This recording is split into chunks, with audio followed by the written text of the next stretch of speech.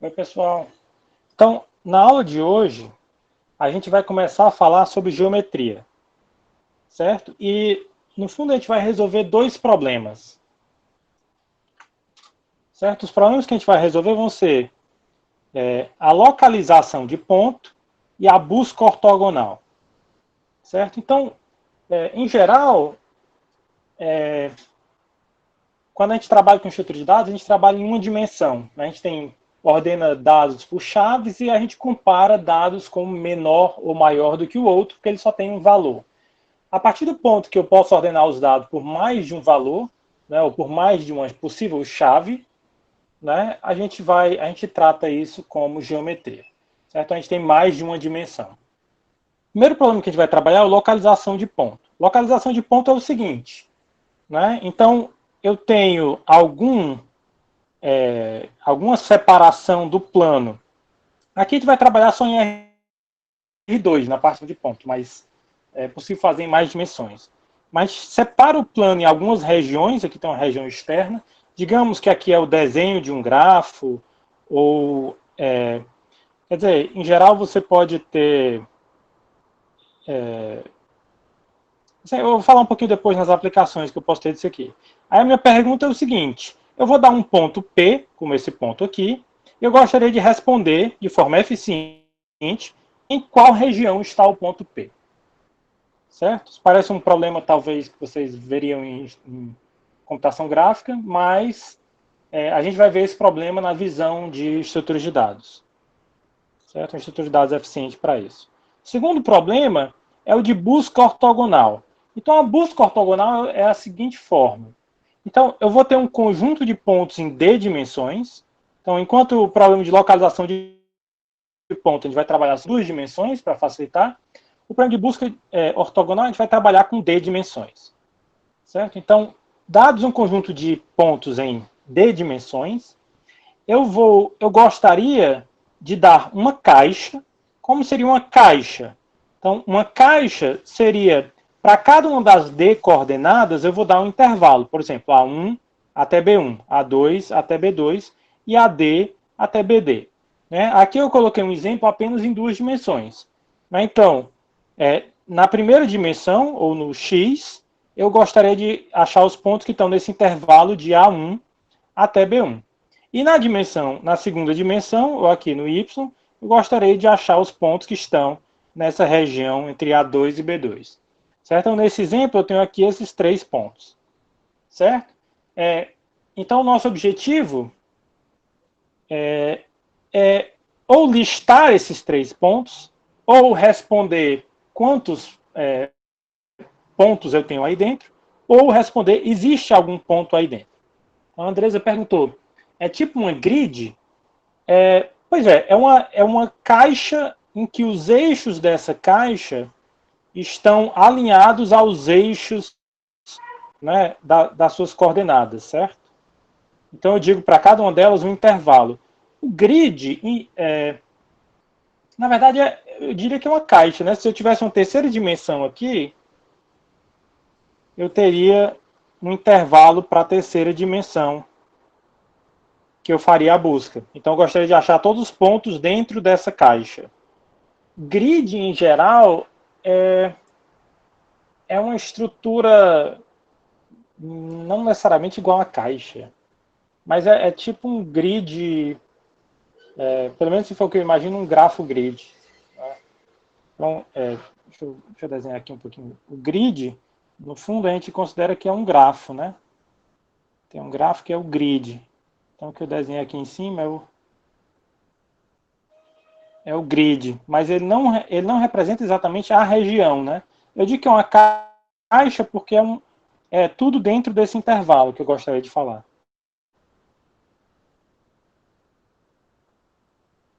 Certo? Mas, no fundo, para cada dimensão eu dou um intervalo, eu gostaria de saber quais são os pontos dentro daquele intervalo, listar eles, ou saber se tem algum, ou dar algum ponto dentro desse intervalo. Ou contar o número de pontos dentro desse intervalo. Tá ok? Então, esses são os problemas. Hoje a gente vai trabalhar com localização de ponto. E a gente deve começar um pouquinho sobre a ideia da busca ortogonal, mas só uma coisa bem básica que a gente vai precisar a partir da próxima aula, que a gente deve ver a busca ortogonal. Mas hoje a gente vai focar só no problema de localização de ponto. Certo? Passando para a página 2. Então, o problema, agora um pouco mais detalhado, né? O problema de localização de ponto. Então, eu tenho como entrada um mapa planar. Né? O que é um mapa planar? Aqui vai ser, eu vou fazer um conjunto de segmentos de retas que separam o plano em regiões. Então, aqui eu dei um exemplo.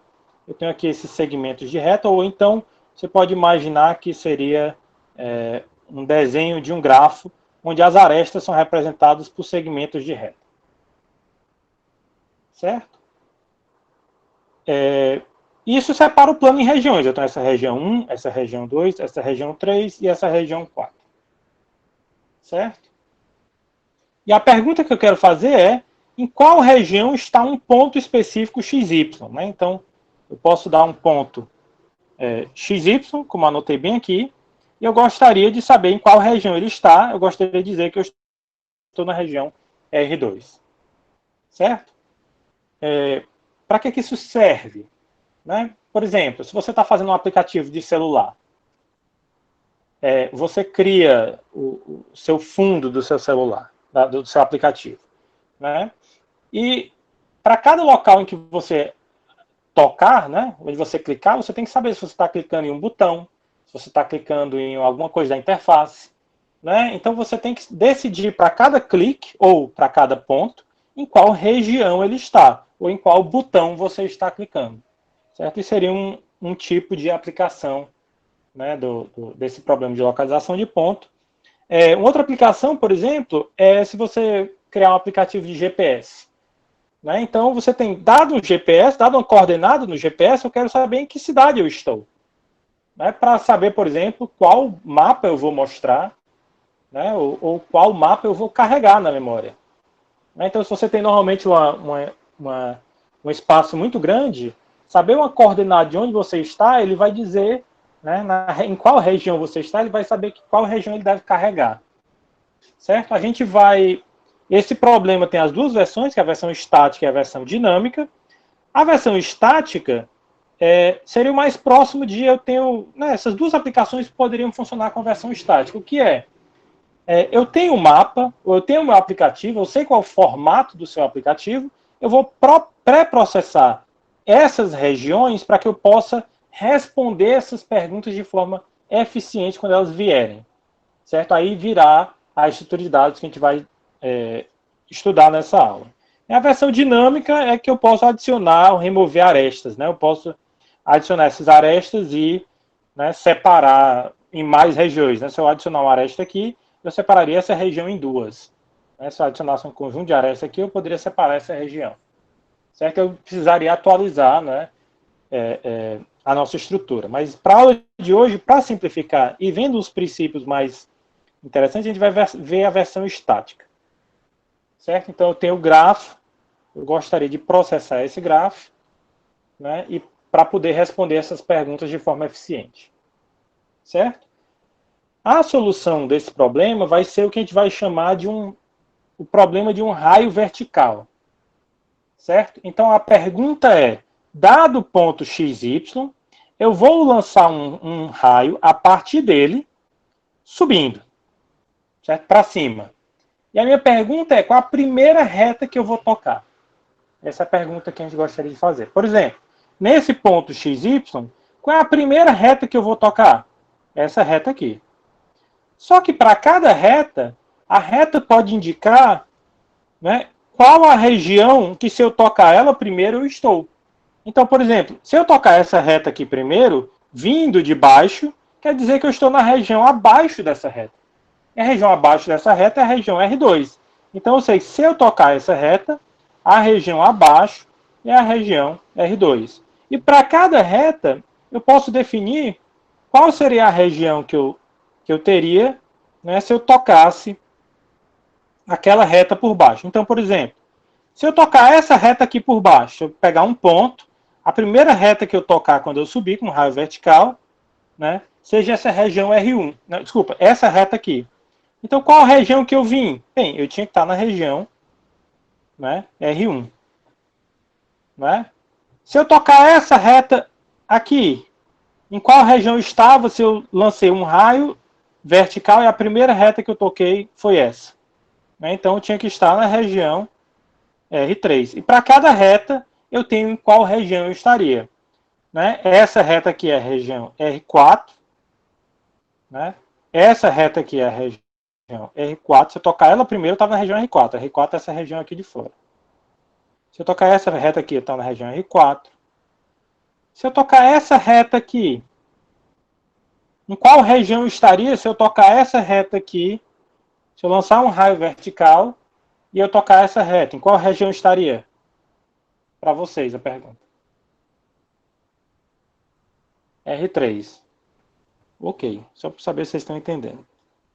Tudo bem, se eu tocar essa reta aqui, né, se eu vier para cima e tocar essa reta, eu estou nessa região externa, né, que vai ser a R4. Certo? Então, para cada reta, eu anoto em qual região eu estou. Então, essa aqui, eu acredito que ela está um pouquinho inclinada. Eu tocar ela vindo de baixo, eu tenho que estar vindo da região R1. Certo? Então, cada reta eu posso indicar de qual região eu estava, né? Se um raio vertical a partir do meu ponto XY toca aquela reta. Certo? Então, pronto. O problema que a gente está resolvendo agora, né, é o problema do raio vertical. Né? Então, o problema do raio vertical, lembrando, dado um conjunto de retas no plano, eu gostaria de saber qual a primeira reta tocada por um raio vertical a partir do ponto XY. Certo? Observem que alguns de vocês talvez tenham notado que isso aqui talvez é um caso mais fácil de um problema que é chamado de Ray Tracing, né? Que é o problema de eu dou um raio qualquer e eu gostaria de saber qual a primeira reta que eu toco. Agora, isso aqui não é um raio qualquer. Né? Para facilitar, eu garanto que esse raio é vertical. Certo? Então, esse problema é o que a gente vai resolver. O problema do raio vertical, porque o problema do raio vertical resolve o problema que a gente gostaria de resolver, que é o problema de localização de ponto. O que acontece se a reta bater em um ponto? Bem, se a reta bater em um ponto, como, por exemplo, bem aqui, eu posso pegar alguma das retas em que ele toca. Né? Por exemplo, qualquer uma dessas duas retas aqui, essa reta ou essa, as duas indicam que eu estou na região R1. Se esse ponto é a interseção de duas retas, né, eu posso listar qualquer uma delas. Tá ok?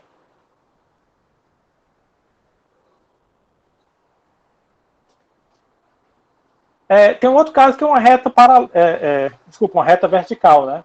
A reta vertical eu ignoro, eu vejo o que aqui tem acima. Certo? Se ele tocar em algum, eu considero que ele, por exemplo, toca no. O problema é que a reta vertical ela deveria separar uma região. Então, uma coisa que você poderia fazer é talvez não considerar que não tem reta vertical, inclinar ela um pouquinho, ou, né, ter um padrão. Né? É bom falar disso, né? Por exemplo, eu falei do problema de achar clicar em alguma coisa, né?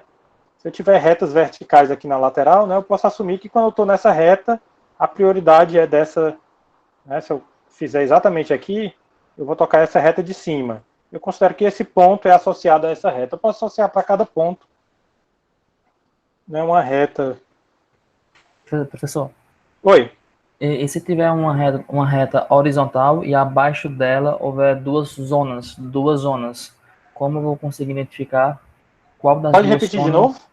Tá. Se eu pegar uma reta horizontal e abaixo dela houver duas zonas. Então, em tese, dois pontos eles poderiam também, se estiverem paralelo àquela reta, acertariam ao mesmo tempo a mesma reta. Como é que eu saberia qual zona ela estava vindo? Pois Eu já consegui fazer ser claro. Eu gostaria de Então, isso aí a gente resolve no problema da modelagem do problema de localização de pontos, certo? Então, quando eu digo que eu separo em regiões, Então, eu gostaria de dar esse exemplo, né? Se eu tiver, por exemplo, uma reta bem aqui, que foi o que você falou, para eu estar separado em regiões, por exemplo, R1 e R2, eu separo quando eles são separados um do outro. Então, teria que ter alguma reta aqui no meio. Então, aqui teria que ter um vértice. Certo? Então, quando eu tocar uma reta na outra, eu gostaria de ter um vértice. Certo? Então, esse problema de localização de ponto,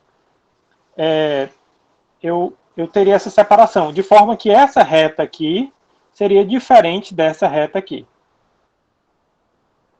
Certo? Então, se eu tenho aqui a região R maiúsculo 1, a região R maiúsculo 2, eu gostaria que essa reta fosse diferente dessa. Certo? Isso é a modelagem do problema de localização de ponto. Perfeito, obrigado. Certo? Mas só para deixar claro, isso é a modelagem do problema da localização de ponto usando o raio vertical. O problema que a gente vai mostrar é como resolver o problema de raio vertical. Tá certo? A gente vai mudar para o problema de raio vertical. Então, passando para a página 3. Então, eu quebrei a solução desse problema em resolver por etapas. Certo? Então, a gente vai resolver uma... seriam semi-retas, né? Não seriam retas que vão até o infinito. Aqui é o comentário do Pedro Jorge. Certo? Então, de fato, são semi-retas. Né? Então, eu gostaria de quebrar esse problema em algumas partes. A gente vai resolver ele aos poucos. Certo? Então, a primeira versão vai ser o seguinte. Eu tenho uma certa região, vamos dizer que a gente vai trabalhar... Vamos dizer que a gente vai trabalhar só dentro dessa região azul aqui.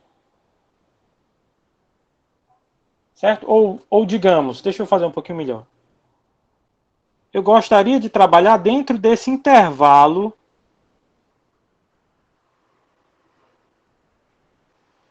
Eu gostaria de trabalhar dentro desse intervalo aqui na coordenada x. Certo? Então, eu vou trabalhar dentro desse intervalo. Dentro desse intervalo, eu só tenho retas horizontais. Por exemplo, esta reta horizontal, esta reta horizontal, esta reta horizontal, esta reta horizontal. Certo? Tem aqui as retas A, B, C e D. Essas são as minhas retas. Então, o que está de preto são as minhas retas. O que está de azul é só para representar que eu estou trabalhando dentro desse intervalo. Certo? Dado um ponto x e y, só um comentário aqui, Jorge, uma semi-reta sairia do ponto e as regiões são divididas em polígonos formados pelos segmentos de reta. Sim, então são segmentos de reta. Ah, sim, tá. Ok. Então são segmentos de reta, né? Não, mas vamos lá. O nosso problema são problemas de retas horizontais. Eu estou dentro de um intervalo no X. Dentro desse intervalo eu tenho apenas retas horizontais. As retas são as retas A, B, C e D. Certo? O que é interessante sobre a reta horizontal é porque a coordenada x não importa muito. Né? Porque se eu tiver dois pontos, eu tiver um segundo ponto aqui, e as coordenadas desse segundo ponto são x' com o mesmo y. Certo? Ou x duas linhas, aqui, com o mesmo y. Então, nesse caso aqui, o x não importa muito. O que importa é basicamente só o y, né? Para eu saber em qual região eu estou, ou saber em qual a primeira reta que eu vou tocar. Tá ok? Aí a minha pergunta é a seguinte. Eu gostaria de, dado esse ponto x e y, responder em tempo log de n qual é a primeira reta que eu vou tocar com raio vertical. Como é que eu poderia resolver isso? Eu deixei isso para vocês responderem.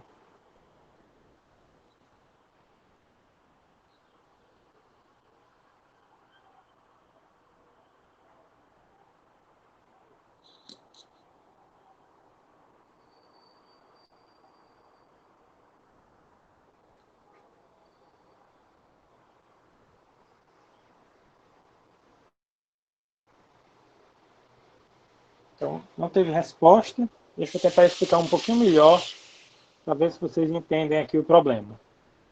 Vamos lá. Eu recebo esse ponto xy e eu tenho um conjunto de retas. Por exemplo, nesse exemplo aqui, eu tenho essa reta. Então, essa reta, digamos que a coordenada y dessa reta é o valor A. Certo? Eu vou dizer que A é tanto a reta quanto o valor A. Eu tenho essa reta no ponto B, eu tenho essa reta no ponto C, eu tenho essa reta no ponto na coordenada y igual a D. Aí eu recebo um ponto como entrada. O ponto que eu recebo como entrada é o par xy. Como é que eu sei, né? E digamos que eu sei que o x ele está dentro desse intervalo. Certo? Então, como é que eu sei em qual é a primeira reta que eu vou tocar? Professor, Oi, diga. seria, tentando aqui jogar na resposta aqui, seria, pegaria o B, né, ou pegaria as coordenadas ali das retas, né, no caso a coordenada corresponderia ao Y, né, Isso. e verificaria se estaria entre esses números, né, se seria menor do que D ou maior do que A, né. Isso. Isso. Então, por exemplo, eu vou dizer que a coordenada y dessa reta aqui é o próprio A, certo? Só para facilitar. Então, se o y for menor ou igual ao A, eu vou responder a reta. Então, eu vou dizer que essa reta aqui, então, vai ser a reta A maiúscula, aqui vai ser a reta B maiúscula, aqui vai ser a reta C maiúscula, aqui vai ser a reta D maiúscula. A coordenada y dessa reta é A. Certo? Essa aqui é a reta y igual a A. Aqui é a reta y igual a B. Certo? Então, se o y for menor ou igual a A, se eu receber qualquer ponto cuja coordenada y é menor ou igual a A, eu vou tocar primeiro a reta A maiúscula. Se eu receber um y, onde o valor do y é estritamente maior do que o A, mas menor ou igual ao B, minúsculo, eu vou responder a reta B. Quer dizer que o y está dentro desse intervalo aqui. Para ser log de n, isso parece muito com a árvore de busca binária. É, professor? Isso mesmo.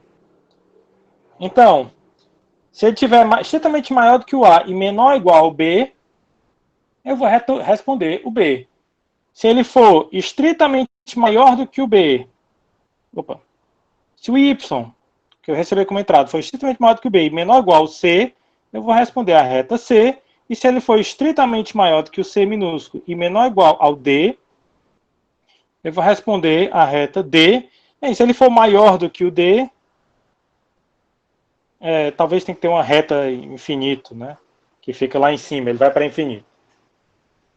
Certo? Então, como é que eu poderia fazer isso?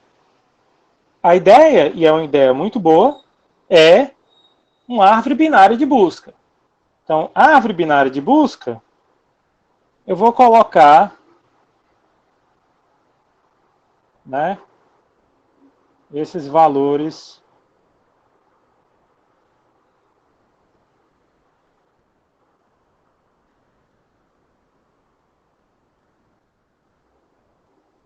uma árvore binária de busca.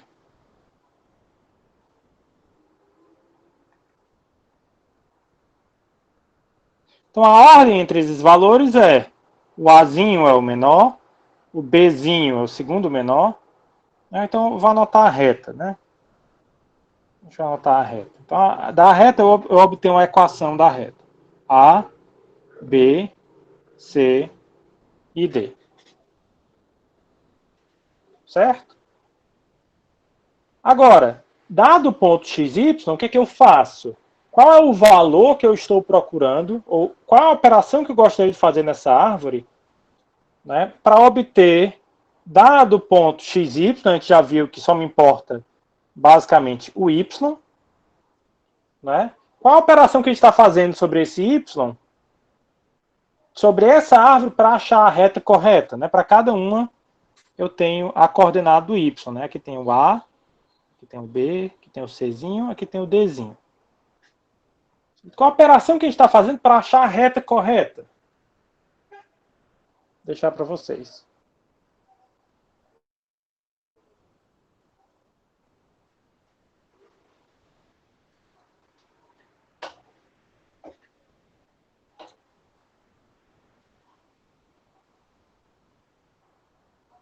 Pois é, essa busca para achar o próximo valor maior do que o valor que eu estou procurando tem um nome. Alguém lembra esse nome?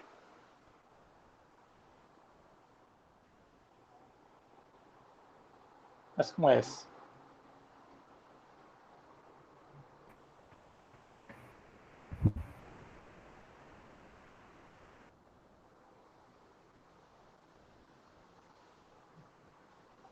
Split? Não era split.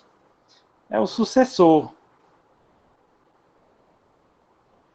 Sempre que é o sucessor, é o próximo elemento maior ou igual àquele. Bem, a definição exata do sucessor depende da aplicação, depende do autor. Né? Mas, no fundo, é achar o próximo elemento nessa árvore que é maior ou igual ao valor que você dá como entrada. Então, se eu for... A diferença que ocorre, depende do autor, é só no caso da igualdade. Né? Se o y que eu der como entrada for igual a A, eu gostaria de responder o sucessor dele como sendo B ou sendo A. Né? Então, nesse caso em particular, eu gostaria de responder, se o y for menor ou igual a A, eu gostaria de dizer que o sucessor dele é o A. Certo? Então, esse é o sucessor. Né? O sucessor do y, quando ele é maior do que o Azinho e menor ou igual ao B, eu gostaria que ele fosse o B. Opa. O sucessor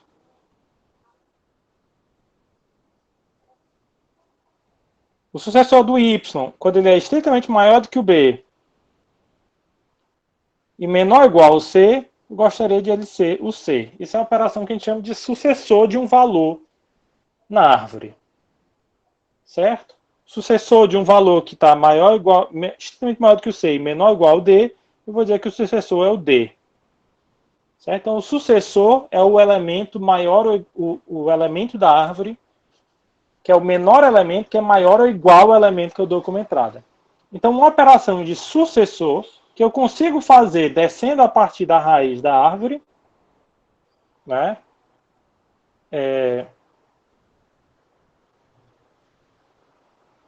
Responderia a nossa pergunta.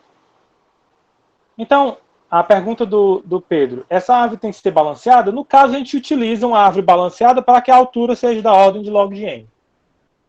Certo? Então, pode usar, por exemplo, uma árvore rubro-negra. Certo? Mas, no fundo, como nosso problema é estático, por enquanto, não importa muito. Né? Mas, de fato, a gente vai assumir, por exemplo, que é uma árvore rubro-negra para ela ser balanceada. Certo? Depois vai ficar claro por que a rubro-negra vai ajudar um pouquinho. Certo? Mas é assim, é balanceada. Ok? Então, como é que a gente faz o sucessor? Por exemplo, se eu der um valor que é estrito, por exemplo, digamos que eu vou fazer uma busca com o valor do y, que ele é estritamente maior do que o a e menor ou igual ao b. O que é que eu faço? Quando eu vou para a raiz e eu verifico o c, eu comparo o y com o c. Né? O c é estritamente maior do que o y ou ele é menor ou igual ao y? Bem, ele é estritamente maior, menor ou ele é igual ao y? Né? Particularmente, como eu estou dizendo que eu estou passando como entrada um valor que está entre o a e o b, ele é estritamente maior. Então, o sucessor não tem como ser ninguém na subárvore direita. Certo? No caso de essa ser a resposta, eu posso anotar o C. Né? Eu digo, é possível que seja o C. A menos que tenha alguém na sua subárvore esquerda que é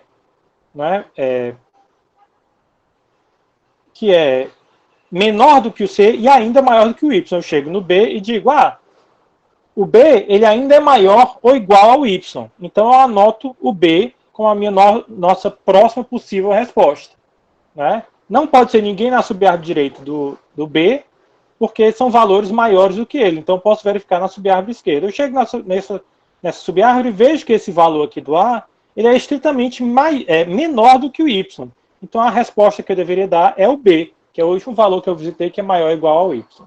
Certo? Então dá para fazer partindo da raiz. Certo? Como a árvore é balanceada, de fato, Não é? Então eu tenho essa resposta com complexidade da ordem de log de n. Tá claro? Eu queria que tivesse claro. Se alguém tiver alguma dúvida, eu gostaria de perguntar-se agora, porque depois a gente vai complicar um pouquinho mais.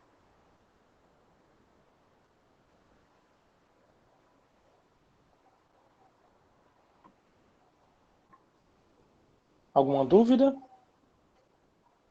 Bem, como não teve nenhuma dúvida, eu espero que vocês estejam entendendo.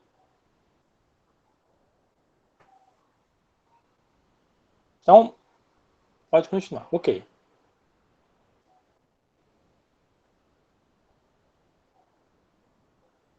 Mas agora, eu de novo vou ter um intervalo, digamos um intervalo no x, certo? E eu tenho retas, só que essas retas não são mais horizontais. Certo? Então essas retas aqui, né, elas podem ter uma certa angulação. Mas eu vou dizer que essas retas são bem comportadas. O que é bem comportado aqui para mim? Para mim, o bem comportado são duas coisas. Então, deixa eu só anotar aqui o que seria o bem comportado.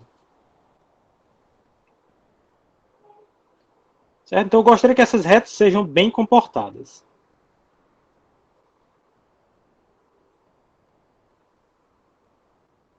Ou os segmentos de reta, né? Então, o que seria bem comportada? São duas coisas. Elas vão de uma ponta a outra do intervalo.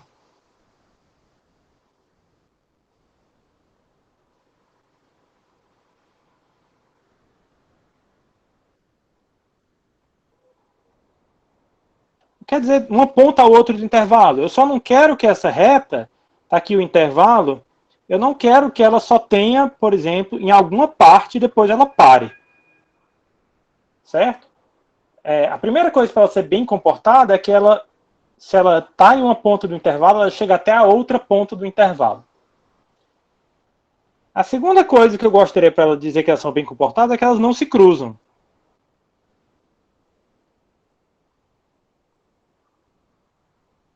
Quer dizer, se uma reta está acima da outra em algum momento, ela continua acima da outra.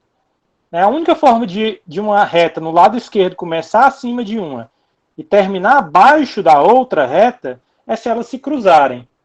Então, eu não gostaria que isso aqui acontecesse. Eu também não gostaria que uma reta não ocupasse o intervalo inteiro.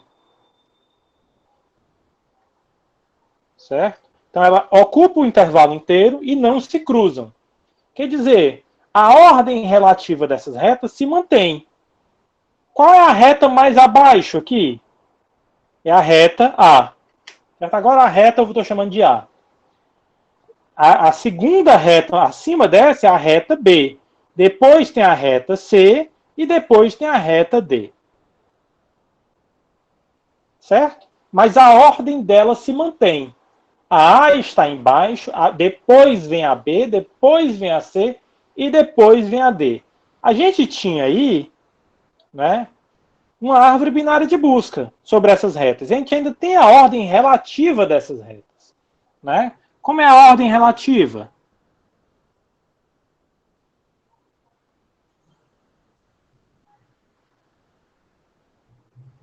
Certo? Então,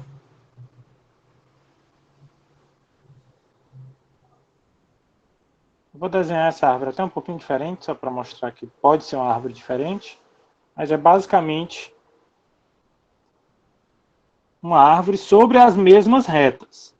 A ordem dessas retas é, primeiro, a menor reta é a reta A segunda menor é a reta B, a terceira menor é a reta D, e a quarta menor é a reta D. Então, a ordem relativa entre elas se mantém. Tá certo? E tem que observar que o Y aqui, desculpa, o X importa. Se eu mantiver o mesmo Y, né, bem aqui eu passo o ponto X' Y com o mesmo Y, a primeira reta que eu vou tocar muda. Não é? Tá certo? Então, Como é que a gente vai resolver esse problema agora? Alguém tem alguma ideia? A dica é, eu gostaria que seja ainda a ordem de log de n e a gente ainda vai utilizar aquela mesma árvore.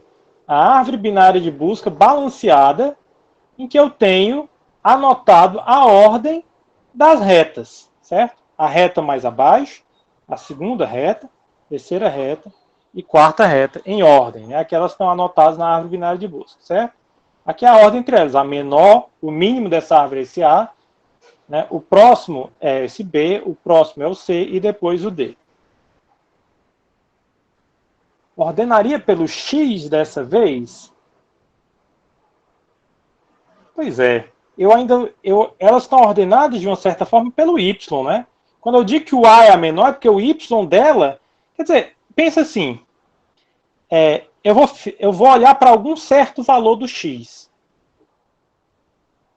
Certo? Eu vou fixar o valor do X. Digamos, olhar para esse X aqui.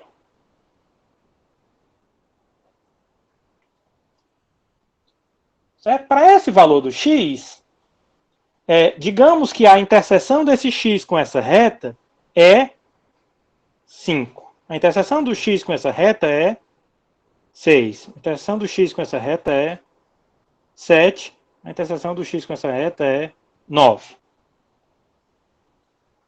Certo? Agora, se eu colocar esses valores na minha árvore binária de busca, o 5 é o menor valor, o 5 ficaria bem aqui. O 6 é o segundo menor valor, o 6 ficaria bem aqui. O 7 é o próximo menor valor, ficaria bem aqui. E o 9 é o próximo menor valor, que ficaria bem aqui. Certo? Então a ordenação dos valores se mantém na árvore binária de busca quando eu fixar um valor X. Agora eu vou fixar um outro valor X.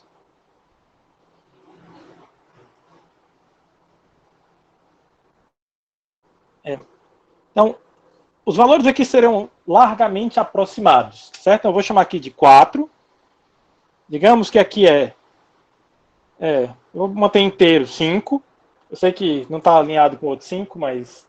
Então vamos lá, 5,5. Senão vai ficar feio, né? Digamos que aqui é o 6,5. E aqui é o 9,5. Certo? Então, se eu fixar um outro valor X, e eu colocar esses valores lá na árvore, no fundo, esse 4 deveria ser... Desculpa, esse 5 deveria ser um 4. Esse 5,5, esse 6 deveria ser um 5,5. Esse 7 deveria ser um 6,5. E esse 9 deveria ser um 9,5. Certo? Mas a ordem relativa deles não muda. Certo? A árvore, independente do X que eu escolher, se eu escolher um outro X, aqui, e anotar a interseção da reta vermelha com as minhas retas pretas, a ordem vai ser sempre mantida. Primeiro o A, depois o B, depois o C, depois o D. Tá ok? Agora, então essa árvore binária de busca, ela representa qualquer X que eu fixar, né, dentro desse intervalo. Ela representa qualquer um deles. A questão é que, como é uma reta, dependendo do valor do X, ele vai representar uma chave diferente. Então, eu gostaria de achar o sucessor. Então, o problema que eu estou fazendo, né, no fundo, eu recebo como entrada o ponto XY, né, e eu gostaria, o problema que eu quero responder é o sucessor do Y, né, na coordenada X. Certo? Então, eu gostaria de mover o X, essa retinha vermelha aqui, até essa coordenada X desse ponto. Certo? Então, quando eu estiver resolvendo o problema para o X amarelo, eu gostaria de ter aquela árvore relativa à coordenada x do seu ponto, e eu gostaria que a chave dos meus nós fossem essas interseções. Tá claro?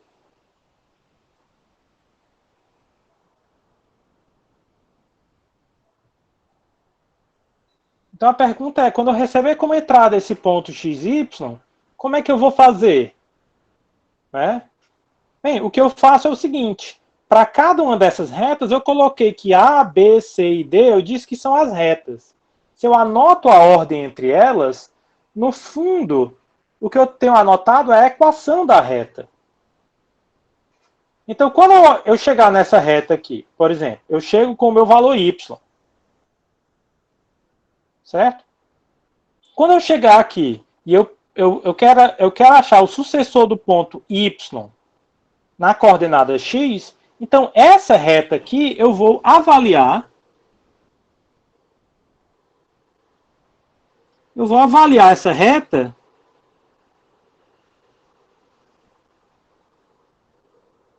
na coordenada x. Então eu avalio qual seria a chave dela na coordenada x. Como é que eu faço isso? É a equação da reta. Né? Usando a equação da reta. Certo? Tá claro? Então, o que eu não sei é qual chave eu gostaria de colocar aqui. Mas o que eu posso fazer? Eu posso alinhar com essa... Eu gostaria de avaliar essa árvore nessa reta amarela. Essa reta amarela é aquela que tem a coordenada x. Certo? Como é que eu faço isso? Tendo a equação da reta, eu posso avaliar qual seria a chave desse nó à medida que eu estou pegando o sucessor. Então, dado x, eu sei como avaliar qual seria essa chave. Dado esse x, eu avalio qual seria essa chave na hora que eu chego naquele nó. Então, eu gostaria de... O que eu tenho é achar o sucessor do y na coordenada x, que eu posso avaliar para cada reta quando eu chegar na reta. Tá claro isso?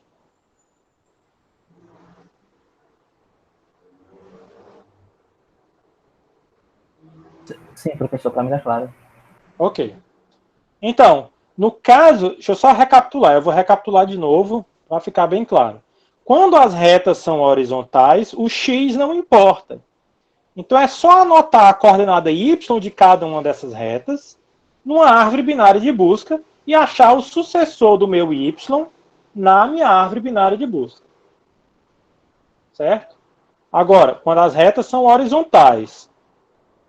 Agora, quando as retas não são horizontais, mas elas são bem comportadas, quer dizer, elas vão de uma ponta a outra do intervalo e elas não se cruzam. Quer dizer, quando eu passar qualquer reta vertical sobre as retas no meu intervalo, primeiro, eu vou tocar todas as retas dentro desse intervalo, porque elas não terminam, e segundo, sempre na mesma ordem, porque elas não se cruzam. Se isso acontecer, essa vai ser a árvore binária de busca para qualquer reta vertical que eu passar no meu intervalo. Então, eu faço a minha operação de sucessor, onde, quando eu chegar em cada nó, eu avalio qual seria o valor daquela reta. Esses pontinhos eu avalio na hora, porque eu tenho a equação da reta. Tá ok? Então, essa é a ideia de como fazer quando elas são bem comportadas dentro de um intervalo. Ok? Então, vamos lá. Vamos complicar um pouquinho mais. Agora, a ideia é que eu tenho várias retas, certo? O problema pode não se parecer com o problema de localização de ponto, porque essas retas não estão...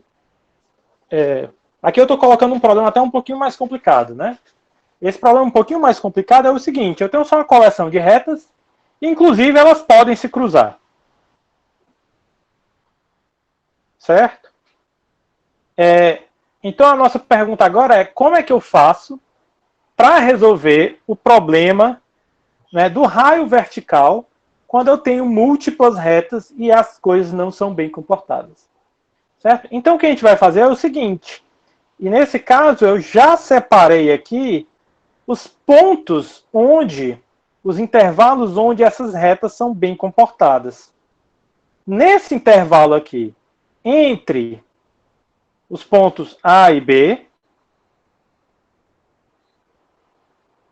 entre o x igual a A e o x igual a B, eu tenho retas bem comportadas. Eu tenho só uma reta nesse intervalo e elas são bem comportadas. Nesse intervalo entre o B e o C, eu tenho duas retas. Essa reta e essa reta aqui. E nesse intervalo, elas são bem comportadas. Certo?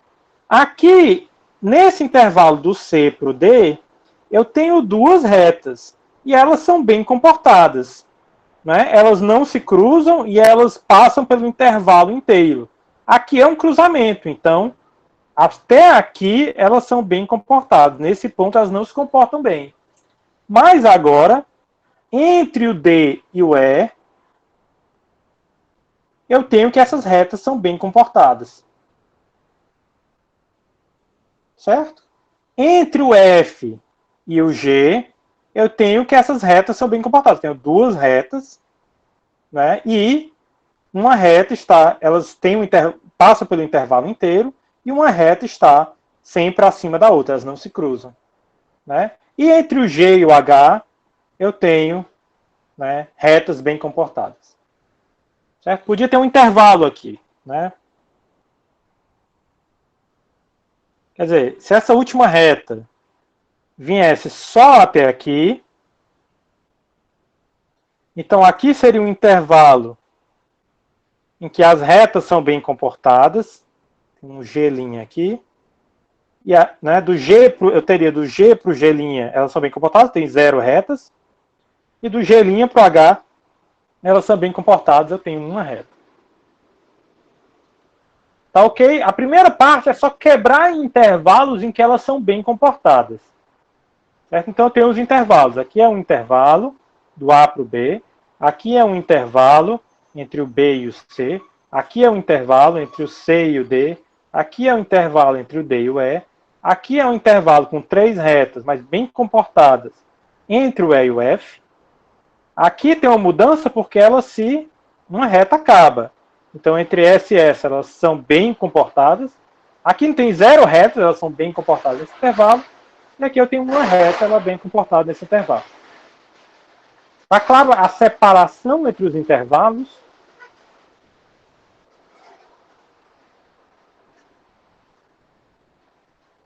Ok. Então, vamos lá. Essa primeira solução, eu vou dar mais detalhes depois. Certo? Mas a primeira solução é o seguinte. Eu tinha uma árvore binária de busca para cada intervalo bem comportado, né? Então, o que eu vou fazer é o seguinte. Eu, de fato, vou ter uma árvore binária de busca. Essa árvore aqui. Eu vou ter uma árvore bem aqui. Eu vou ter uma árvore aqui com 2 nós bem aqui, para esse intervalo. Eu vou ter uma árvore para esse intervalo aqui. Para esse intervalo tem essa árvore, para esse intervalo tem essa. Esse eu tenho essa. Aqui eu tenho 2 nós de novo. Então eu tenho uma árvore. Aqui eu tenho 3 nós. Aí eu tenho uma árvore para esse intervalo. Aqui eu tenho uma árvore com 2 nós para esse intervalo. Aqui eu tenho uma árvore vazia para esse intervalo. Aqui eu tenho uma árvore com um nó para esse intervalo. Na verdade, para cá, para esse intervalo aqui, eu tenho uma árvore vazia.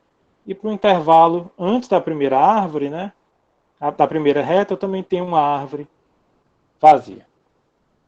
Então eu tenho essas várias árvores. Agora a minha pergunta é, esse ponto aqui, XY, como é que eu faço para achar, né, a primeira reta, a reta vertical que eu vou tocar? Né? Desculpa, o plano da reta vertical. Né? Se eu lançar essa reta vertical, é a primeira reta que eu vou tocar. Como é que eu faço para esse ponto XY?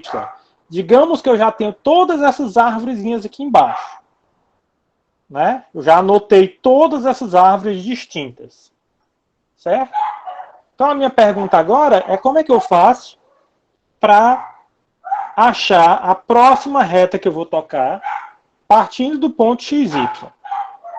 Certo? Espera só um pouquinho que a minha cachorra começou aqui. Eu vou pausa de 2 minutos.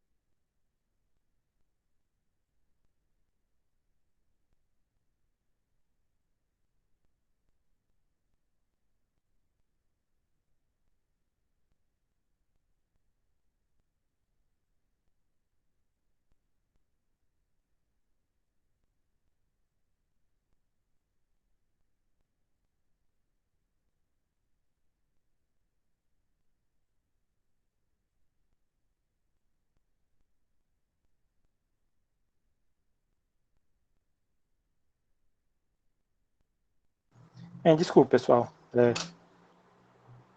Alguém na porta, minha cachorra tá ficando doida.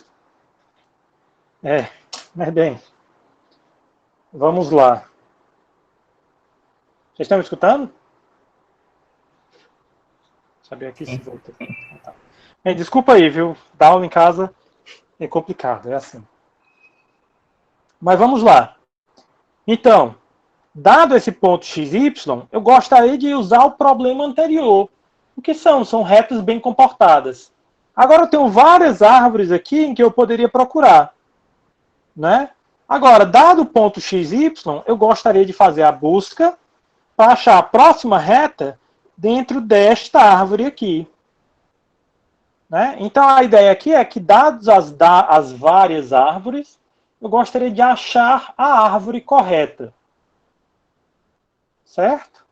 Então, o problema aqui seria apenas de achar a árvore correta, a árvore em que eu vou fazer a busca. E a árvore vai me dar a solução, como eu tinha feito antes, né? Tá ok? Então, agora o problema é... O nosso problema...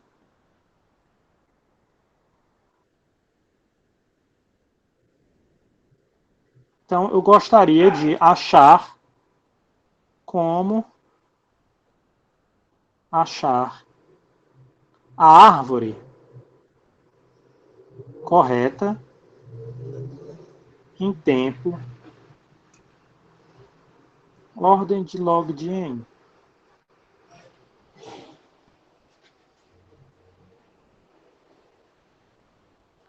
Alguém tem uma ideia de como resolver esse problema? Achar a árvore correta em tempo, ordem de log de n? Queria deixar para vocês pensarem. Tá, eu imaginei, professor, algo assim, é uma árvore de árvores, tipo, uma árvore para encontrar qual seria a árvore adequada. Uhum. Aí era nesse sentido que eu imaginei. Aí após encontrar, eu navegaria novamente naquela subárvore para encontrar qual reta ele toca. Então a estrutura seria uma árvore de árvore. Isso, é uma árvore, vamos dizer assim, vai ser uma árvore de intervalos. Cada intervalo tem a sua árvore, tá ok? Tá, então deixa eu pensar aqui qual a estrutura seria. Não, a ideia está correta. É uma árvore dos intervalos. Então, cada árvore vai ter esse intervalo. O intervalo, digamos, o intervalo é uma estrutura que contém a árvore do intervalo. Certo? O intervalo vai ter um ponteiro para a árvore correta. Tá certo? Ok. Então, mas a questão é qual é a operação exata que eu gostaria de fazer para achar essa árvore, né? O que é que eu gostaria de fazer? Eu vou mostrar aqui para vocês. Então, a ideia é a seguinte. Olha aqui. O problema que eu gostaria de resolver é o seguinte. Para resolver aquele problema... Então, para resolver aquele problema, depende do valor do x. Né? Se o x for maior do que o a e menor ou igual ao b, eu gostaria de retornar o intervalo AB, que vai ter um ponteiro para a sua árvore correta. Se o x for estritamente maior do que o b e menor ou igual ao c, aqui esses azinhos, bzinhos, czinhos, agora eu estou dizendo que é a coordenada x do início desse intervalo e do fim desse intervalo. Então aqui é a coordenada x do início do intervalo e do fim do intervalo. O a e o c é a coordenada x desse intervalo. Então, se o x for estritamente maior do que b e menor ou igual ao c, eu vou indicar o intervalo BC, que vai ter a árvore do intervalo BC, né, aquela que tem dois nós ali. Certo? É essa árvore aqui. Certo? Se o x for menor ou igual ao d e estritamente maior do que o c, eu gostaria de ir para a árvore no intervalo CD, né, que é particularmente a árvore que a gente está procurando. Então, esse problema se parece com o quê? A gente já resolveu isso hoje.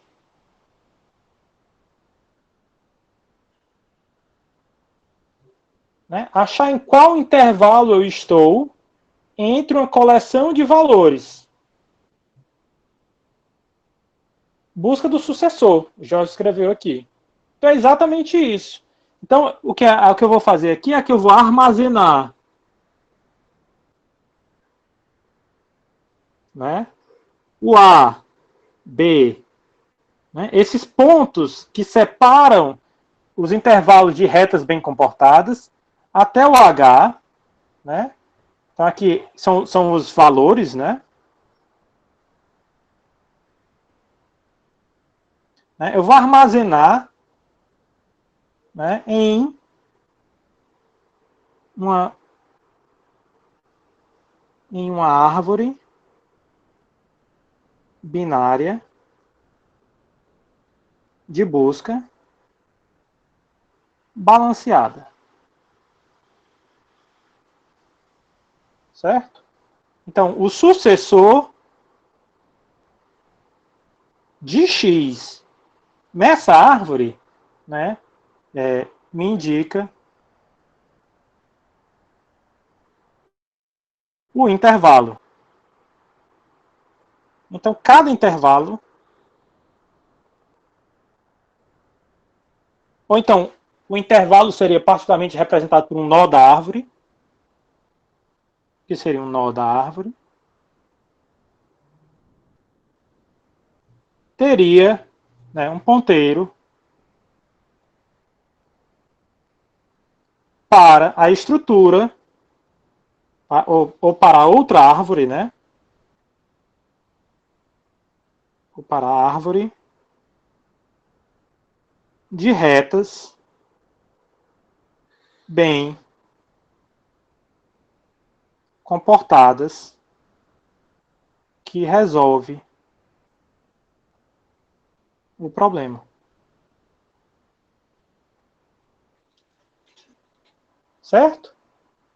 Então, eu armazeno essa separação do A, B, C, D, E, F, G, né, e H em uma árvore binária de busca balanceada, pode ser uma árvore rubro-negra.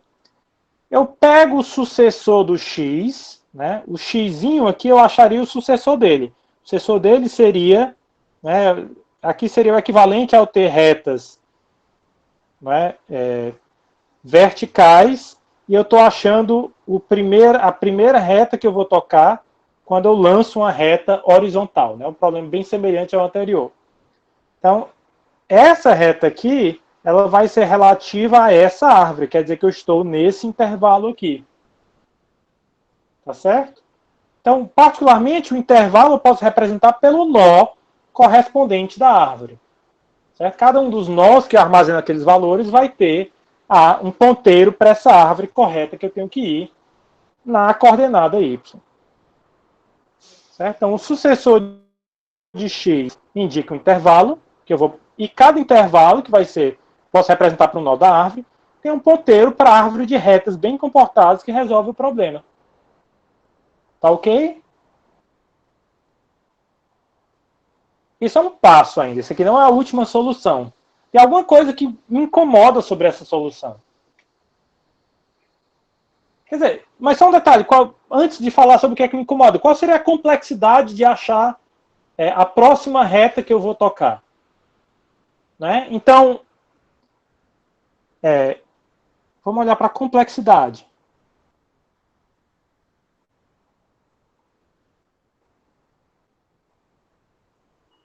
Então, o que eu faço? Eu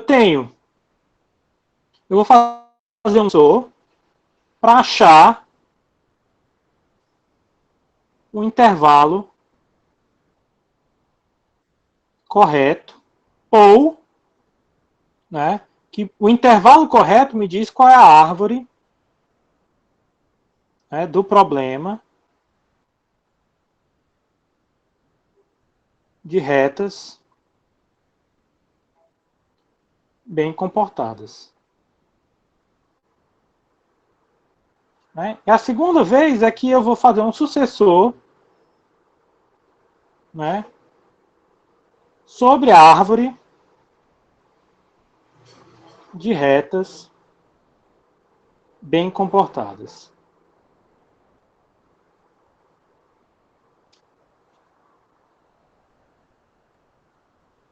Certo?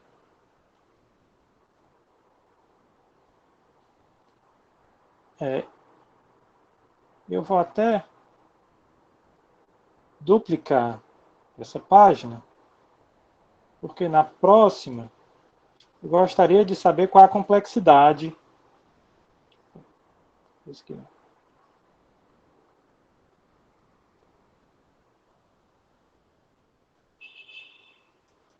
Eu fui para a página 6. Eu criei uma página nova, fui para a página 6. Qual a complexidade de achar o sucessor, né, do x para achar o intervalo correto?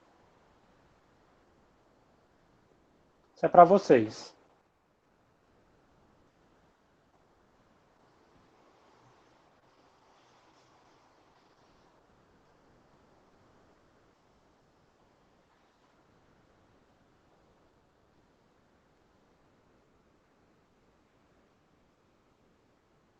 Então, sucessor...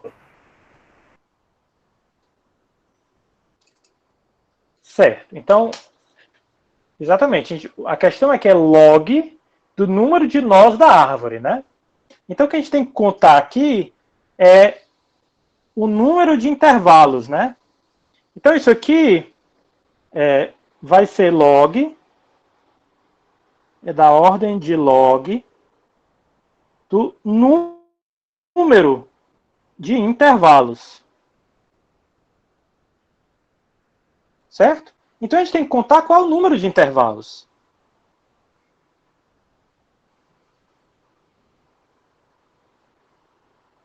Bem, quando é que eu separo um intervalo do outro?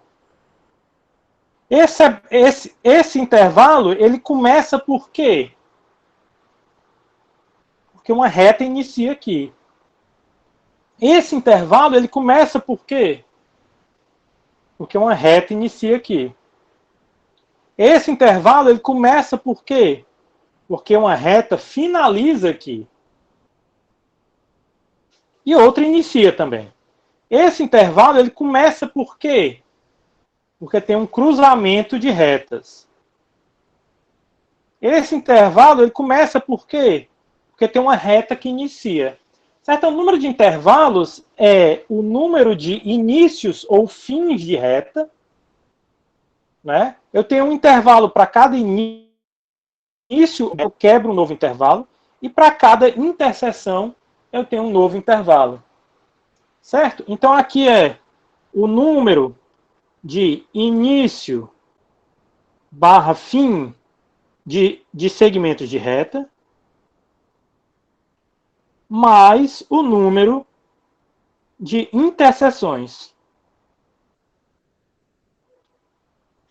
O número de início e fim de reta, se eu tenho n retas, né, isso aqui dá exatamente igual a 2n. Agora, o número de interseções, cada par de retas só pode se intersectar em, no máximo, uma vez. Mas cada par de retas pode se intersectar. Certo? Então, o número de interseções pode ser até algo do tipo n ao quadrado. Certo? Então, eu posso meio que ter n ao quadrado interseções. Então, eu posso ter n ao quadrado intervalos. Mas isso aqui vai dar algo do tipo ordem de log de n ao quadrado, que é ordem de log de n. Né? Porque esse 2 aqui, no log, ele pode sair, né, multiplicando.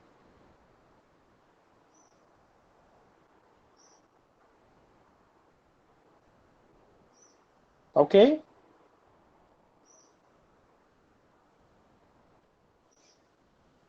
Certo. Então, essa primeira busca do sucessor é log de n. Depois disso, eu acho uma segunda árvore e faço um segundo sucessor, cuja complexidade também é log de n.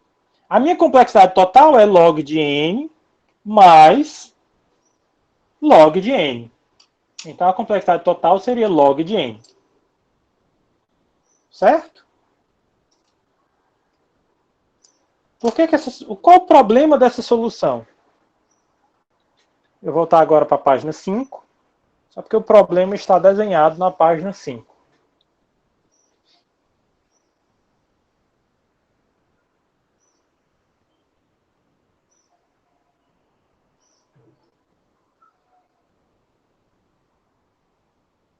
Então, o que me incomoda nessa solução é o número de árvores, ou o espaço que eu tenho que armazenar para guardar essa solução. Certo? Particularmente, eu posso ter, né, quer dizer, se eu tiver retas bem longas, elas podem aparecer em várias, né, desses intervalos. Dá um exemplo, eu vou criar aqui uma página 7. Certo? Então vamos para a página 7. Eu posso fazer algo assim. Digamos que eu crio algo do tipo n sobre duas retas são bem longas.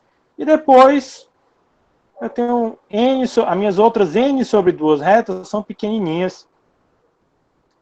Quer dizer, eu tenho retas pequenininhas, mas elas se intersectam bastante.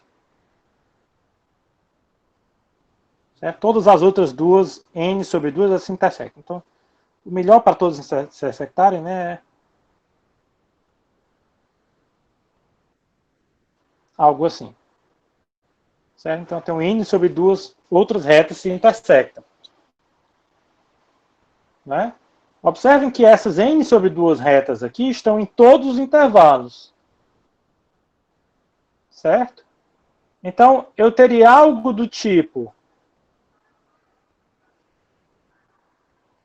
n sobre 2 ao quadrado, que são as interseções aqui, intervalos.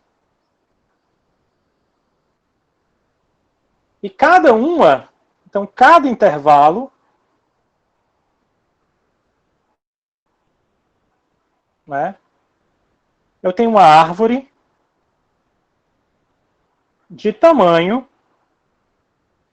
né, essas retas estão em todas as árvores.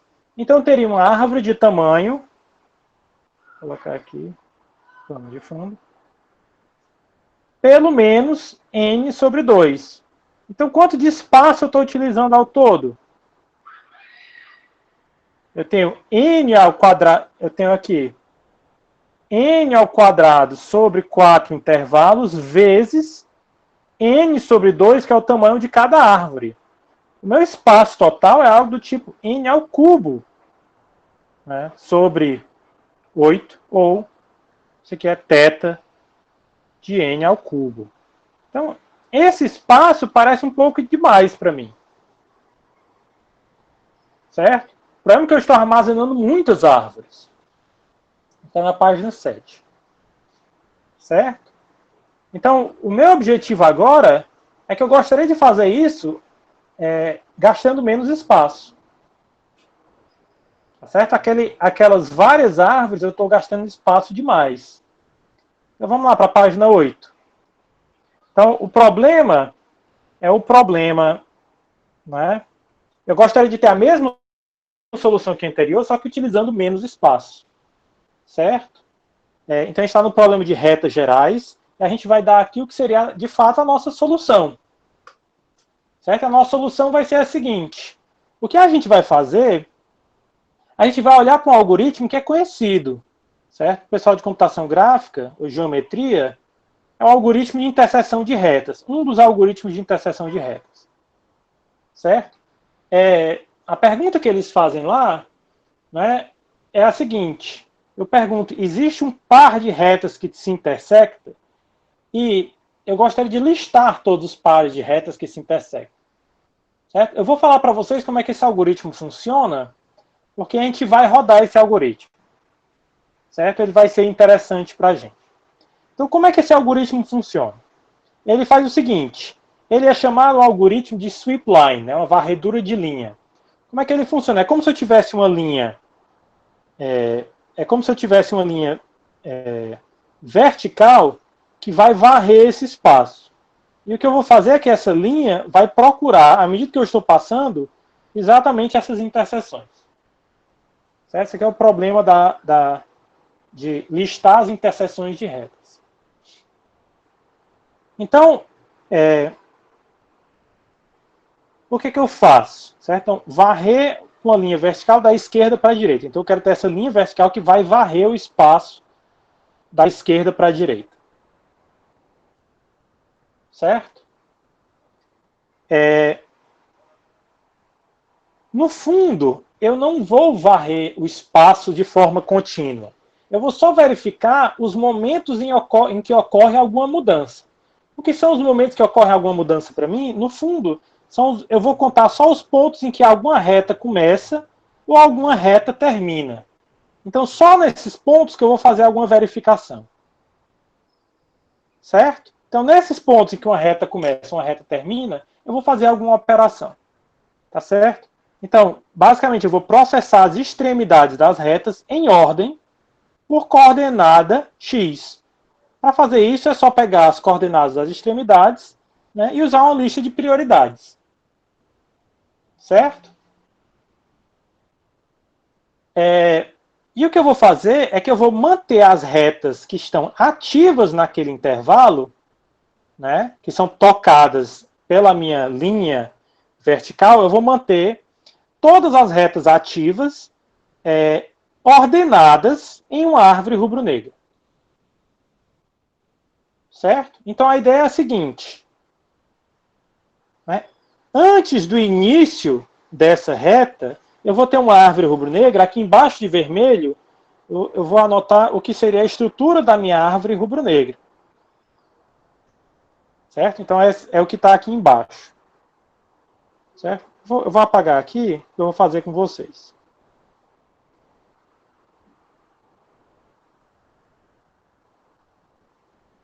Certo? Então, antes de chegar à primeira reta, a minha árvore rubro-negra vai ser vazia. Aí eu chego nesse intervalo AB, eu achei esse ponto. O ponto do início dessa reta V. Então eu dei um nome para cada uma dessas retas. Né? As retas vão ter nome. Aqui é a reta V, aqui é a reta X, aqui é a reta W, aqui é a reta Y, aqui é a reta Z. Certo? Eu vou manter só a ordem entre elas, né, de baixo para cima. Certo? Então, que é o que vai ser armazenado na minha árvore rubro-negra. Então, nesse intervalo do A para o B, eu vou ter uma árvore rubro-negra que tem só o nó relativo à árvore V. Certo? Agora, eu chego no início dessa reta, então tem um novo intervalo. Nesse ponto aqui, no ponto B, eu tenho a reta W e eu tenho a reta V. Quem é que está em cima, quem é que está embaixo? A reta que está em cima é a reta V, nesse intervalo. A reta que está embaixo é a reta W. Certo? Então aqui eu estou anotando a ordem entre elas de baixo para cima. É V em cima, W embaixo. Certo? Mas eu vou só anotar aqui a ordem, mas isso aqui vai ser armazenado numa árvore rubro-negra. Certo? Então aqui eu tenho uma árvore rubro-negra que é vazia, aqui eu vou incluir o V. Aqui eu vou incluir o W. Certo? Aí aqui eu chego no final da reta V. Então no final da reta V, a reta V vai sumir e vai ser o início da reta X. Então o que é que eu vou fazer? Eu vou remover o V e eu vou incluir o X. E nesse intervalo a ordem é o X é maior do que o W. Então eu vou anotar o X em cima e o W embaixo. Então essa é a ordem de cima para baixo. A reta X está em cima, a reta W está embaixo. Agora, eu vou processar só as extremidades. Certo? Então, particularmente, essa aqui eu não vou encontrar. Né? Essa interseção eu não vou encontrar. Quando é que eu vou encontrar essa interseção? O que vai acontecer é que eu vou... Né? Vai ser, na verdade, quando uma das retas terminar. Certo? Então, o que eu vou fazer aqui? Quando essa aqui entrar... Né? Bem, eu gostaria de anotar algo aqui, mas o que eu vou anotar aqui é um pouquinho estranho. Certo? Porque eu vou ter que voltar nessa árvore e consertar ela. Certo? Então, o que acontece, o algoritmo, o que ele vai fazer é que quando essa reta aqui termina, eu vou avaliar, né, o que acontece naquele ponto, naquela coordenada X. Naquela coordenada X, o que eu observo é que o W está em cima, depois o X está no meio, e depois o Y está embaixo. Como é que eu verifico isso? Bem, eu tenho que olhar para essa árvore, né, essa árvore anterior, e eu tenho que achar as informações sobre o sucessor e o predecessor do X, que é o próximo e o anteriores. E o que aconteceu foi que teve uma inversão na ordem do X com o W. Na hora que eu vou remover o X, eu observo que o W, na verdade, ele cruzou com o X. Certo? Então, quando eu observo esse cruzamento, eu tenho que voltar, né, e dizer, olha, tem um evento anterior. Então, eu tenho que ter esse evento aqui que vai detectar essa interseção. Certo? Eu vou adicionar nessa árvore, eu tenho que adicionar aqui, né, que na verdade a ordem dessas árvores nesse intervalo é o W em cima e o X embaixo. Agora, nesse próximo intervalo, o W não troca com o X, eu tenho o W em cima, o X entre eles e o Y embaixo. Certo? Então, eu detecto essa interseção aqui. Certo? Nesse intervalo, o X está em cima, o W está embaixo. Ocorre uma interseção, o W está em cima, o X está embaixo. Né? Nesse intervalo, eu incluo o Y.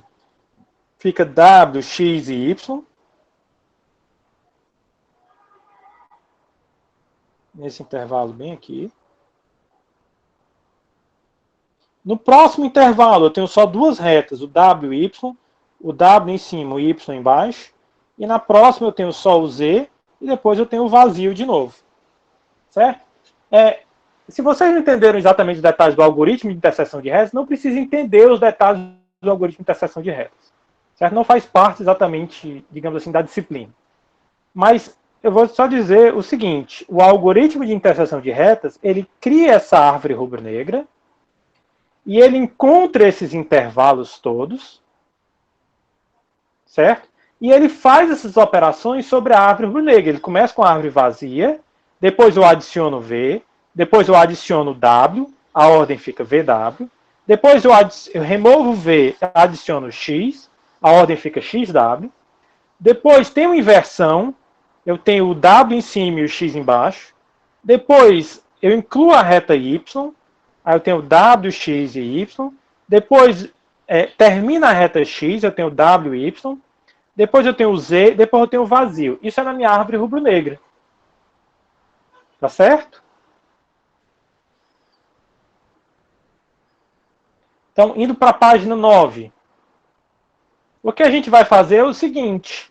O algoritmo de interseção de retas, ele vai gerar aquelas árvores ali embaixo. Começa com vazio, tem inclusão, tem todas essas operações. Então, o que eu vou fazer é o seguinte. Essas árvores aqui, são exatamente as árvores da ordem entre as retas nos intervalos. Tá ok? Aí o que a gente vai fazer? Eu vou usar o que a gente aprendeu na aula passada. Eu vou usar persistência parcial nessas árvores. Quando eu fizer eu vou começar com vazio, eu vou incluir o V. Depois eu vou incluir o W, depois eu vou remover o V e incluir o X. Depois eu vou trocar a ordem do X com W.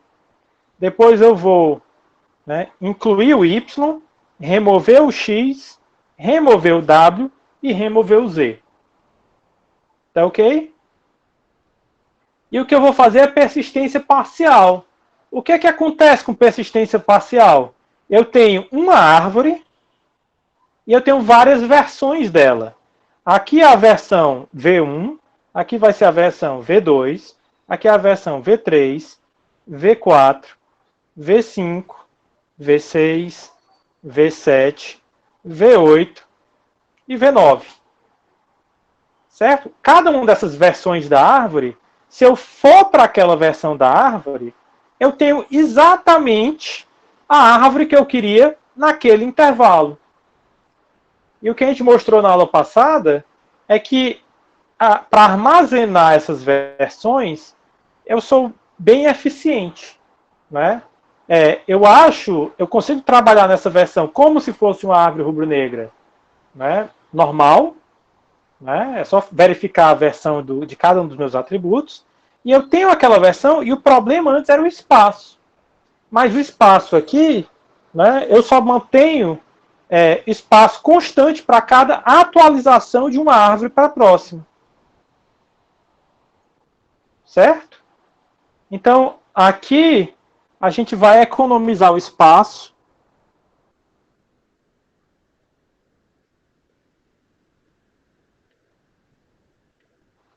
com a persistência.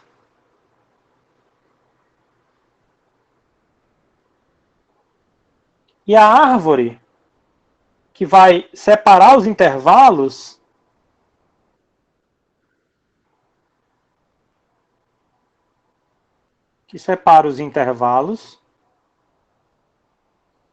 né, que são separados por A, B, C até H, né, que separa esses intervalos aqui. Ao invés de ter um ponteiro para uma árvore, eles vão tem ponteiros, né, para as versões da árvore rubro-negra, né, do algoritmo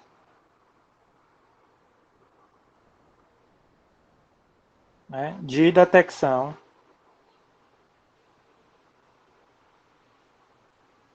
de interseções.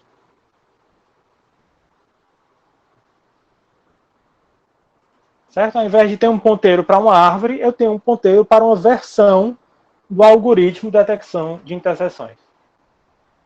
Então, é exatamente o problema que eu tenho múltiplas árvores, só que a gente economiza o espaço de forma eficiente, usando persistência parcial. E qual a complexidade da reta vertical, então?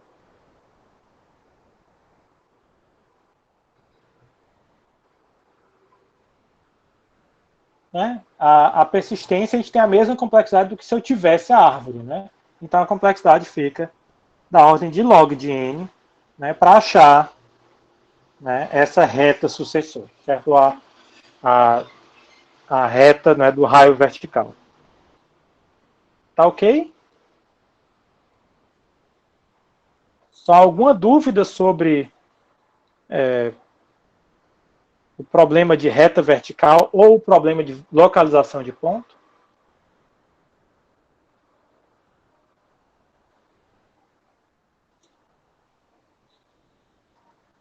Algum alô no chat, só para saber se tem alguém que realmente não tem dúvida. Por enquanto, tranquilo. Legal. Ok. Então, indo para a página 10. Então, na próxima aula, a gente vai voltar para aquele problema agora de busca ortogonal. A gente terminou o que a gente tinha de localização de ponto, certo? E a gente vai passar para o problema de busca ortogonal. Eu vou fazer isso melhor na próxima aula, certo? Mas eu gostaria de pelo menos introduzir alguma coisa que a gente vai fazer lá, certo? É o seguinte, eu gostaria de ter uma árvore binária de busca, só que eu gostaria de armazenar chaves apenas nas folhas, certo? A gente vai dar uma solução em que a gente vai utilizar árvores que eu tenho chaves apenas nas folhas, certo? Agora, eu peguei aqui um exemplo de uma árvore e eu coloquei todas as chaves apenas nas folhas. As chaves estão aqui. 5, 7, 14, 22, 28, 33, 42, 47 e assim por diante. Todas as chaves estão nas folhas.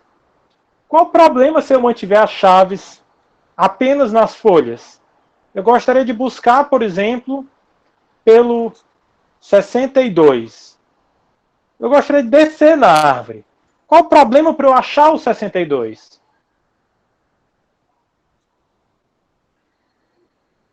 Pergunta para vocês. Como é que vocês achariam o 62 aqui? Eu viria para esse nó, o 62 está lá embaixo. O que eu faço? Como é que eu faço para tentar encontrar o 62 se eu não tiver uma informação aqui? Certo? Eu tenho que ter alguma informação que me diga que o 62 estaria à direita ou à esquerda, para eu decidir em qual árvore eu vou descer. Tá certo? Então, a primeira coisa que eu vou fazer é só como a gente vai fazer para resolver, por exemplo, o problema de busca ou o problema de sucessor em uma árvore binária de busca em que todas as chaves estão nas folhas. Certo? Então, uma ideia para resolver isso é o seguinte. Oi. Não teria como criar uma lista encadeada com os nossos folhas? Para aí não precisaria da informação da raiz. Pois é, se eu encadear as folhas,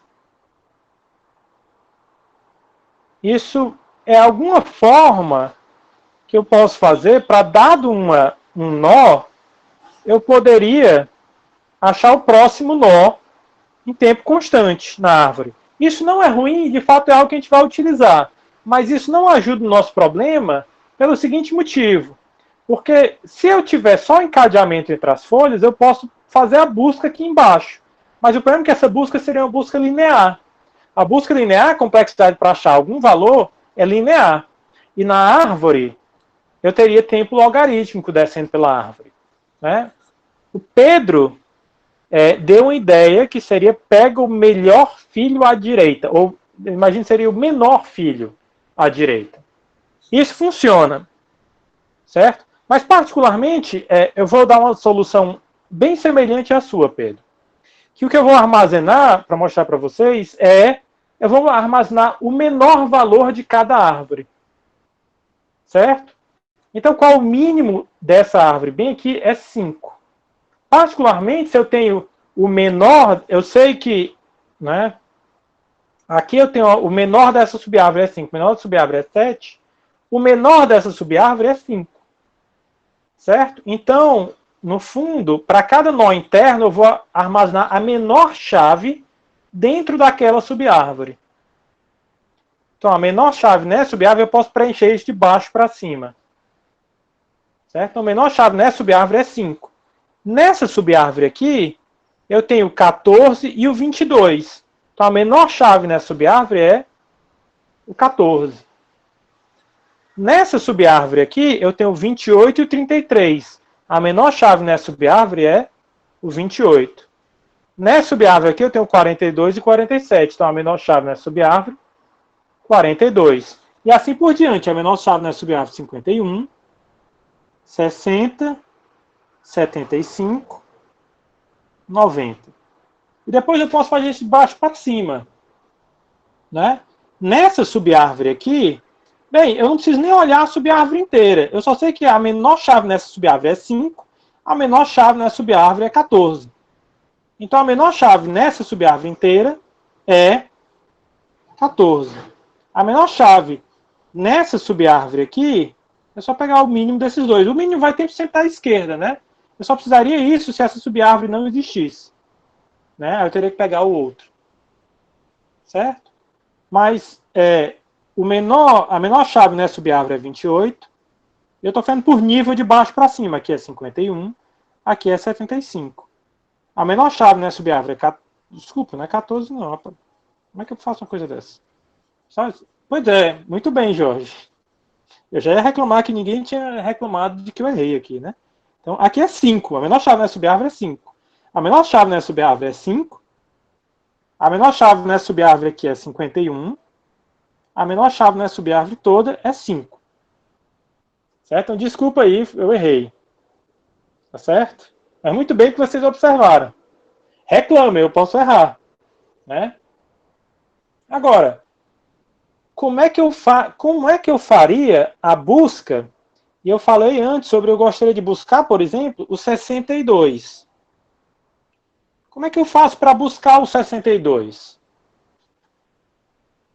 Então eu chego na raiz. Saber que o mínimo dessa subárvore é 5 não me ajuda tanto. O que me ajuda, na verdade, é o mínimo da subárvore direita dele. Quando eu chego na raiz, eu olho para o mínimo da subárvore direita dele. Então, se o 62, eu verifico, o 62 é menor ou é maior do que o 51? Ou é igual? Ele é maior. Então, a chave que eu estou procurando, se ele é maior do que o mínimo dessa subárvore, então o 62 deve estar nessa subárvore. Então eu entro nessa subárvore. Então eu salto para lá. No 51, de novo, eu vou verificar a chave que eu tenho, a menor chave na subárvore direita. O 62, ele é... Então, a menor chave que tem dentro daquela subárvore é o 75. O 62 é estritamente menor do que o 75. Então, ele não tem como estar naquela subárvore. Certo? Ele não tem como estar nessa subárvore direita desse nó. Então, ele tem que estar na subárvore esquerda. Então, eu desço para a subárvore esquerda. De novo, eu comparo o 62 com o 60. Né? O 62 é estritamente maior do que o 60. Então, ele tem que estar naquela subárvore. Descendo para essa subárvore, eu olho para o nó da subárvore direita. Ele particularmente é igual e eu achei o nó. Certo? Agora, como é que eu acharia o sucessor, por exemplo? Deixa eu tirar essas anotações. Agora, como é que eu acharia, por exemplo, o sucessor do 63? Bem, então, o sucessor do 63, e particularmente aqui, eu gostaria de achar o valor que é... Né, então, aqui eu gostaria de achar o menor valor da árvore, né, que é maior ou igual a 63. Particularmente, eu poderia procurar tanto o que é maior ou igual, quanto é estritamente maior, também seria fácil de encontrar, certo? Aqui, só para recapitular, na busca, o que a gente compara é com o mínimo da subárvore direita. Aquilo me diz se eu devo entrar na subárvore direita ou não. Bem aqui, eu olhei para o mínimo da subárvore direita e disse o 62 é maior do que o 51, então ele está dentro dessa subárvore. Aqui eu olhei para o mínimo da subárvore direita. Na subárvore direita, o 62 ele é estritamente menor do que o 75. Então, se ele estiver nessa árvore, ele não está dentro dessa subárvore. Porque o menor dessa subárvore já é maior do que o 62. Certo? Está claro a busca? Alguma dúvida sobre a busca?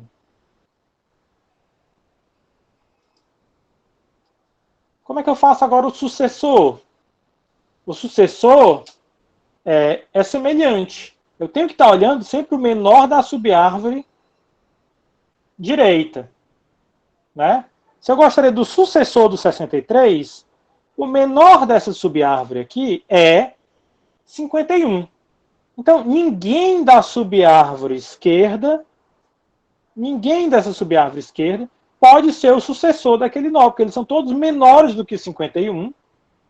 E se eles são menores que o 51, eles são menores que o 63, então não me importa. Então eu desço, né, para esse nó. Aí eu olho para o menor da subárvore direita, digo que é o 75. O 75, ele é menor ou é maior do que o 63? Ele é maior. É possível, se ele é um valor maior, eu gostaria de achar o menor valor, que é maior do que o 63. Pode ser o 75. Então eu anoto o 75, né? Mas eu tenho que verificar se tem algum valor, né?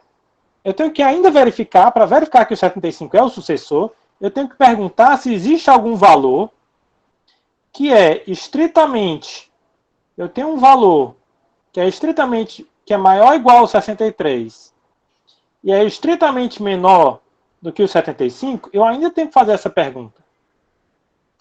Então, se eu quiser encontrar um valor que é estritamente menor do que o 75 e maior ou igual ao 63, onde estaria esse valor? Esse valor, aí é quando eu desço para a subárvore esquerda. Né? E, de novo, eu comparo, né, com o mínimo do filho direito. Né? O mínimo da subárvore do filho direito. O 63 é maior do que o 60. Então, ninguém nessa subárvore esquerda pode ter um sucessor, um valor maior do que o 63, porque esse aqui já é menor, então todas as subárvores esquerdas também são menores. Então, eu desço para essa subárvore, né?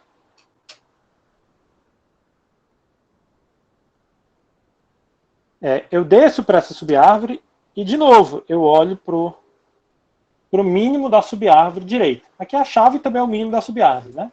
62 é menor do que o 63, então não pode estar na subárvore esquerda, desculpa.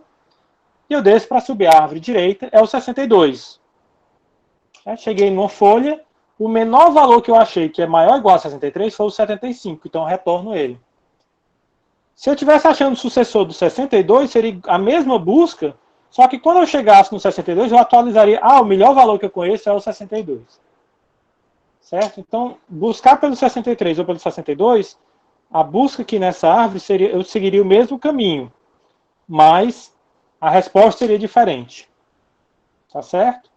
Então, mantendo o mínimo de uma subárvore, o menor valor de uma subárvore, certo? Na raiz daquela subárvore, né, por exemplo, 28 é a menor chave, né, dentro dessa subárvore. Mantendo esse valor, eu posso, por exemplo, fazer busca e sucessor em tempo logarítmico.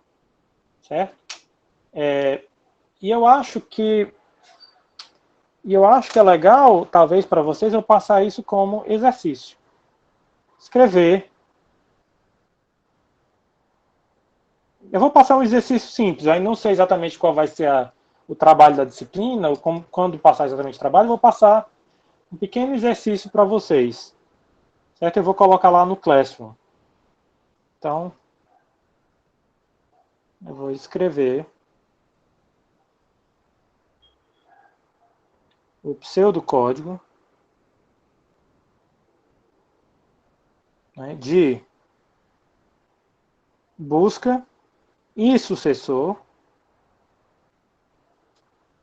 né, nessa configuração. Certo? Então, eu gostaria de buscar sobre as chaves que estão nas folhas. Certo? Depois eu vou mandar para vocês. Agora, só tem um detalhe. Quando eu armazeno o mínimo de uma subárvore, e voltando aqui, o Pedro Jorge, ele deu a ideia de pegar o menor filho à direita, na subárvore direita. Isso é equivalente a só anotar esse valor aqui. Certo? Funciona da mesma forma. Certo? Dá para fazer com a solução dele, dá para fazer com o mínimo da subárvore. Certo? A única coisa que eu tenho que verificar é que isso aqui funciona para uma árvore estática, né? A gente tem uma árvore estática, eu coloquei o mínimo de cada subárvore. Mas eu queria só mostrar para vocês que eu manter esses valores. Quando eu mexer na árvore, não é problemático. Certo? E eu dei aqui um exemplo, porque como é que a gente mexe em uma árvore binária de busca?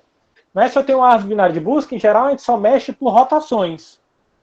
Certo? Faço rotação à esquerda, rotação à direita. E eu queria só mostrar para vocês que se eu fizer uma rotação, eu consigo atualizar todos esses valores de forma... Quer dizer, uma rotação eu faço em tempo constante. E de uma árvore para outra. E eu posso atualizar esses mínimos das subárvores em tempo constante também. Tá certo? Então aqui eu gostaria de dar o exemplo, né, de uma rotação à direita. Certo? Então, se eu tiver uma rotação à direita que eu estou fazendo, então eu tenho, digamos, esse nó A, B, aqui eu tenho uma árvore T1, aqui eu tenho uma árvore T2, eu tenho uma árvore T3. A rotação, aqui eu tenho o nó A, eu tenho o nó B, aqui eu tenho a árvore T1, a árvore T2 e a árvore T3. Certo? Aí eu gostaria de manter atualizados os mínimos das subárvores. Né? Essa subárvore T1, quando eu faço uma rotação, nada dentro dessa subárvore mudou. Então o mínimo de cada uma das subárvores se mantém o mesmo aqui, eu não tenho que mexer em nada. O mesmo é válido para a subárvore T2 e T3. Né? O mínimo dessa subárvore, quer dizer, nada dentro dessas subárvores mudou. Então, os mínimos de cada uma dessas subárvores não são modificados. Agora, eu anotei aqui para cada subárvore qual o mínimo dessa subárvore e qual o mínimo dessa subárvore. O mínimo dessa subárvore, digamos, é 25, daqui é 30 e daqui é 42. Então, isso se mantém depois. O mínimo dessa subárvore é 25, 30 e 42. Os mínimos das subárvores do B, né, dos nós B e A, quer dizer, o mínimo dessa subárvore e o mínimo dessa subárvore pode mudar. Certo? Particularmente, aqui, depois que eu faço a rotação, eu consigo atualizar quem é o mínimo, por exemplo, se eu sei o mínimo dessa subárvore, que é 30, e o mínimo dessa subárvore, que é 42, qual o mínimo da subárvore enraizada no B? Queria que vocês respondessem.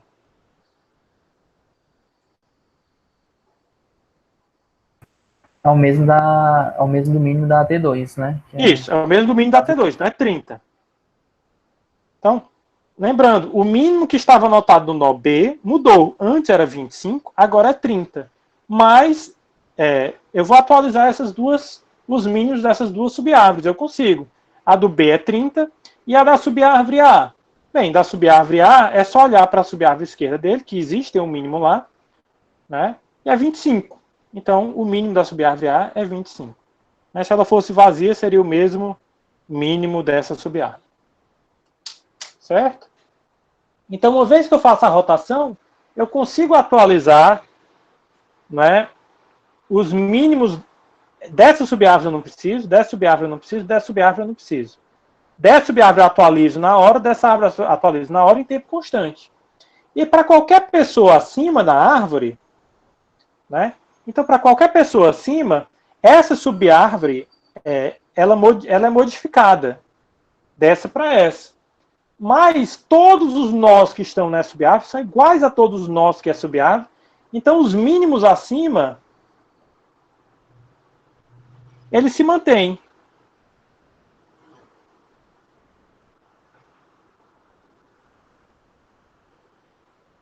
Então, mesmo que a estrutura da árvore mude, para qualquer pessoa acima dela, o conjunto de nós que está ali dentro não muda. Então, os mínimos não mudam também. Os únicos mínimos que podem mudar são do nó A e do nó B. E eu atualizo isso em tempo constante. Tá certo? A mesma coisa eu consigo fazer da subárvore, né, da rotação. Aqui é a rotação à direita e a rotação à esquerda eu também consigo fazer a mesma coisa. Certo? Então, se eu mantiver, né, todas as minhas chaves nas folhas, eu consigo atualizar essas informações. Se eu quiser uma árvore rubro-negra, eu consigo deixar as chaves apenas nas folhas. Eu falei sobre isso, e pode não parecer com geometria agora, porque a gente vai utilizar isso na próxima aula. Na próxima aula eu vou começar, né, com a árvore rubro-negra, e ela vai ter todas as chaves nas folhas para o problema, né, de busca ortogonal. Aí na próxima aula a gente continua. Era só isso por hoje. Alguma dúvida da aula de hoje?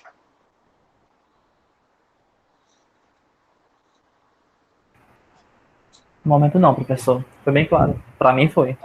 Tá bom. Bem, muito obrigado. Eu vou parar aqui a gravação.